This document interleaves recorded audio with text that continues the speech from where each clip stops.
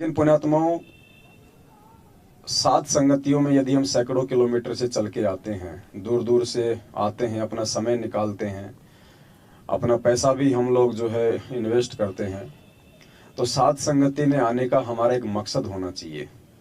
हम खाली एक रूटीन ना बनाए इस चीज़ को कि हर 10 दिन में सात संगति है तो जाना ही है, हर 15 दिन में सात संगति है तो हमें जाना है, वहाँ महीने में सात संगति हमारी को जाना ही जाना है। ऐसे देखा देखी सात संगति में आने का, जाने का, गुरु जी को भोग लगाने का, बैठ के भंडारा करने का कोई फायदा नहीं होगा।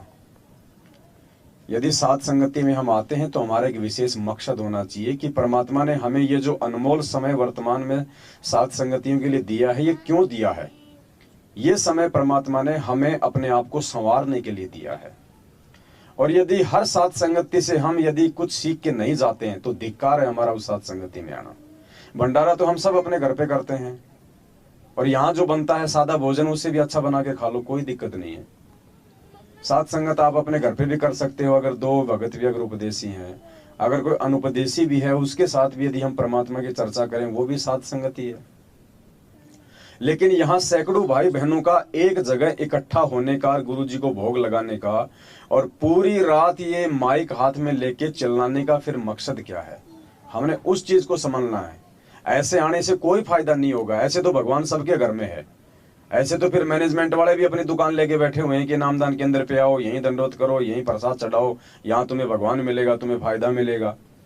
और ऐसे यदि हम सात संगतियों में देखा देखी हम जुड़ते चले गए, ज्ञान को आधार हमने बनाया नहीं, मकसद को हमने समझा नहीं, अपने इस जीवन में हमने कोई परिवर्तन किया नहीं, जो परमात्मा चाहते हैं हमें परिवर्तित करना, हमारे अंदर परमात्मा जो बदलाव देखना चाहते हैं, हमारे आचार विचार व्यवहार बोल चाल उठना बैठना चलना, अगर इन चीजों में कोई बदलाव नहीं आया तो फिर फायदा क्या है सात संगतियों में आने का?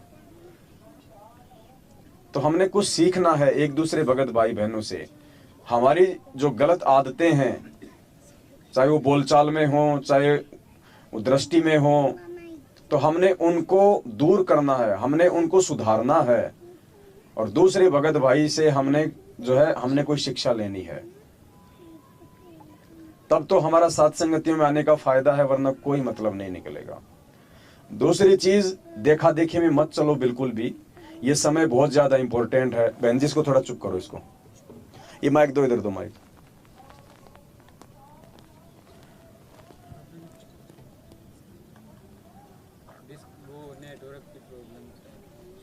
रहने दो, कोई दिक्कत नहीं हो रही है। तो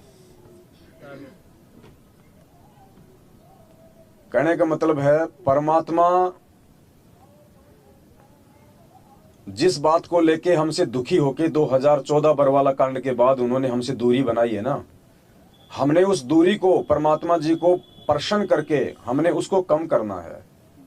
हमने वापस परमात्मा को अपने पास में लेके आना है। हम ये ना सोचें कि गुरुजी चले गए गुरुजी आ जाएंगे।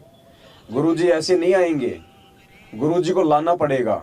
ऐसे नहीं आएंगे गुरुजी, ऐसे तो गुरुजी समर्थ हैं, फिर 7.5 साल से क्यों नहीं आ रहे? गुरुजी को लाना पड़ेगा। लाओगे कैसे? गुरुजी को लाने का तरीका सात संगत है। गुरुजी को लाने का तरीका गुरुजी के वचन में चलना है। गुरुजी को लाने का तरीका गुरुजी के सत्संगों पे अमल करके अपने जीवन में उतार के, और हमारे अंदर जितने भी दोष हैं, जितने भी अवगुण हैं, उनको हमने धीरे धीरे दूर करना है। एक दूसरे भाई बहन की संगति करके, एक दूसरे से सीख के हमने, तब गुरुजी हमारे नजदीक आएंगे, तब गुरुजी जेल से बाहर आएंगे। नहीं, कोई जबरदस्ती नहीं है कि गुरुजी जेल से बाहर आएंगे। परमात्मा है वो तो जेल से भी चला जाए, कौन सी बड़ी बात है भाई।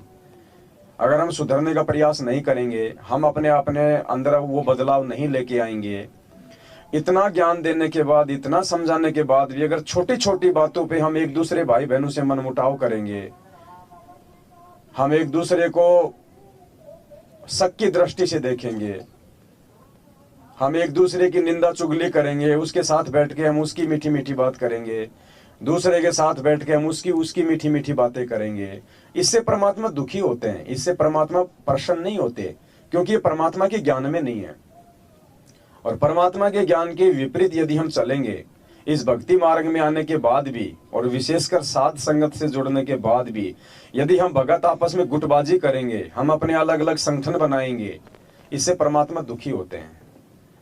तो ये अब हम भक्तों के ऊपर निर्भर करता है कि हम परमात्मा को प्रसन्न करना चाहते हैं या हम उनको दुखी करना चाहते हैं। कहते हैं जिन बातन से गुरु दुख पावे तिन बातों को दूर भगावे।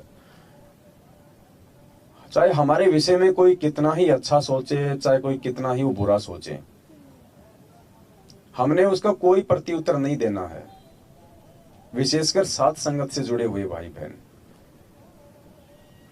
तभी उस आत्मा के ऊपर असर पड़ेगा एक दिन, और तभी हमारे अंदर वो परिवर्तन होगा। जब हम उस जहर को पिएंगे, वो जहर है, हम उस बात को अपने मन में नहीं रख पा रहे हैं, उस बात को हम अपने दिल में नहीं रख पा रहे हैं, और दूसरे व्यक्ति के सामने जाते तुरंत मीठी मीठी चुगली शुरू कर देते हैं, मीठी मीठी निंदा शुरू कर देते हैं, तो पुण्यात्मा हम वो जहर खा रहे हैं, जहर। और सोचो जब किसी बाप का बेटा जहर खाएगा तो बाप दुखी होगा या फिर बाप प्रसन्न होगा।